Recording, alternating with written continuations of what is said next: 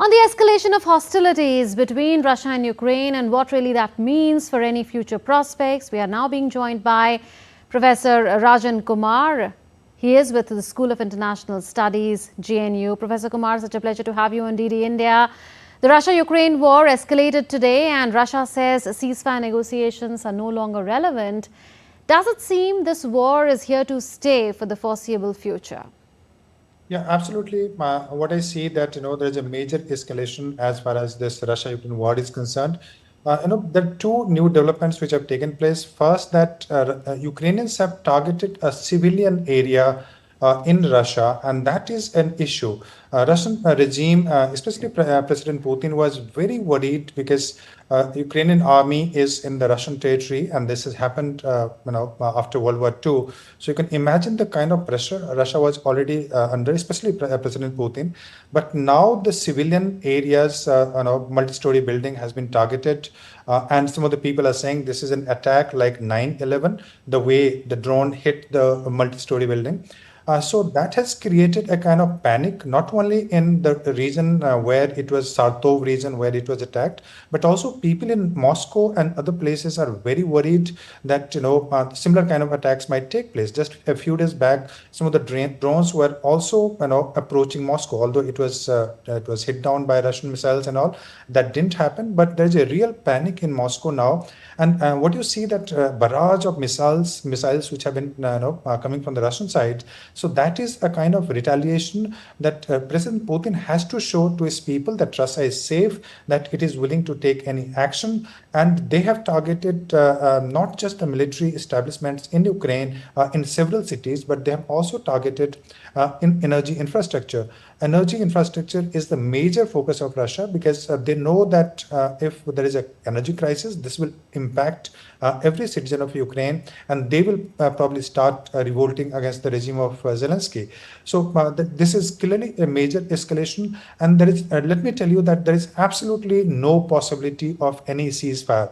Why? Because neither Zelensky wants it at this moment, nor Washington wants it, and Moscow can do nothing at this moment. The major issue in Moscow is how to push Ukrainian army back to Ukraine. So there is no possibility of any ceasefire talk also. And in my view, the crisis or the conflict that you see in that region, and that is going to continue.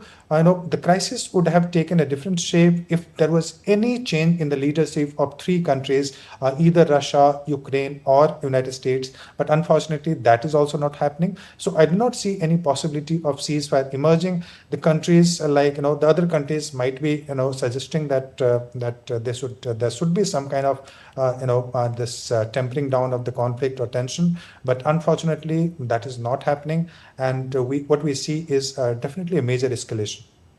Professor, you are saying that ceasefire talks are ruled out at this point in time. But Zelensky did tell Indian journalists a few days back that negotiations are ongoing with Saudi Arabia, Qatar, Turkey and Switzerland about a second peace summit. Now, could the next summit once again be a diplomatic exercise by Ukraine to rally as much international support as possible like we saw the last time around? Well, let me tell you that there is no major attempt of ceasefire from the Ukrainian side. The demand from the Ukraine is a maximalist demand, where it is saying that Russian army should vacate the places that the army has occupied, and they are also saying Zelensky, the president of Ukraine, Zelensky is also saying that Russia should withdraw from Crimea. Unfortunately, let me tell you that under no circumstances Russia is going to withdraw from Crimea. Why? Because Crimea is the place where the Russian Black Sea Fleet is located. So Russia will never allow that to happen. Historically, in the last 300 years, if you have seen, that is a very important area where Russia would retain the control, because if that Russia loses the control, Russia will not have access to the Mediterranean Sea through which it can export to other places. So Russia will not allow that to happen, and Russia will go to any extent to save that territory. So what I'm trying to say is that maximalist demand which is coming for any kind of negotiation from Ukrainian side. That is not happening. In fact, some of the suggestions which were coming from the Republican Party of United States that Ukraine should concede some of the territory for some kind of negotiation to start. Unfortunately, neither Ukraine nor Russia, they are not willing to accept that kind of that kind of argument. And what you're talking of Qatar, etc. So they are playing a very marginal role as far as the ceasefire is concerned. US is not serious about ceasefire. That also we should understand why. Because the US is not spending that much of finances, or US does not have its forces in Ukraine. So US is not worried about $60 billion kind of help that it's providing.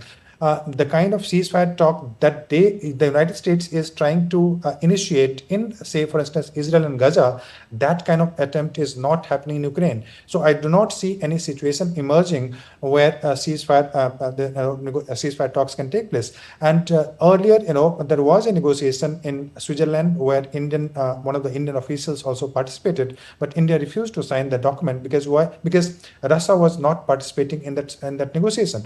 So India is right that if Russia is not participating, ceasefire cannot happen, or the peace talks cannot happen. Similarly, in Qatar has good relation with Ukraine, with the United States, and also with Russia, and it has played some role in the ongoing crisis in Israel and Gaza. But as far as the Russian ceasefire is concerned, let me tell you that the Qatar process is also not a serious exercise, and India is not participating in that exercise anyway.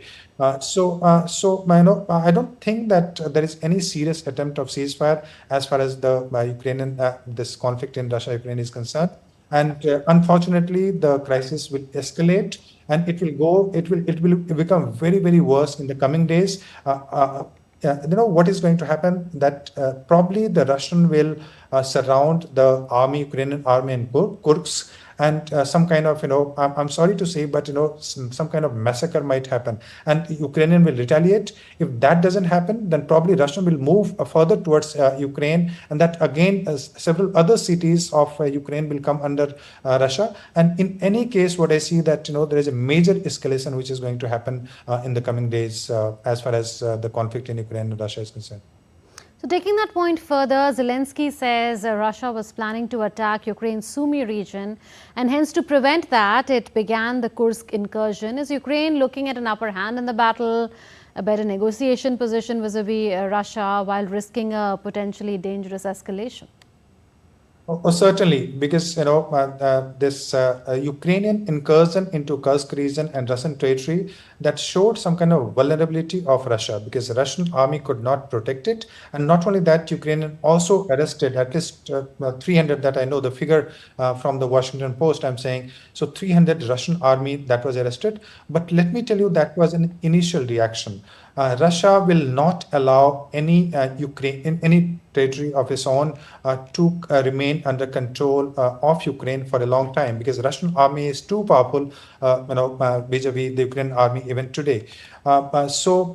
Yes, Ukraine is being supported by weapons, instruments, etc. From the West, but that is not enough as far as defeating the Russian army is concerned. So very soon you will see that that army which is in now, actually the Ukrainian army in Kursk, they have started losing. So they are also making desperate attempt, and one of the desperate attempts of the Ukrainian army is to hit the civilian target. In fact, they should not have done it, because it goes against Ukrainian this what you call legitimacy or the war, etc. So in my view, I don't see that Ukraine can remain in the Russian territory for a very long time, unless and until the West, support Ukraine in different way, which means sending army, managing the forces there, etc. Without that, it would be difficult for Ukraine to remain to control the territory of Russia, and very soon Russia will push the Ukrainian army back to Ukraine. We leave it at that. Pleasure joining us, Professor. Thank you so much for sharing your views on the ongoing hostilities between Russia and Ukraine. You are saying that ceasefire talks of any serious nature are unlikely going forward.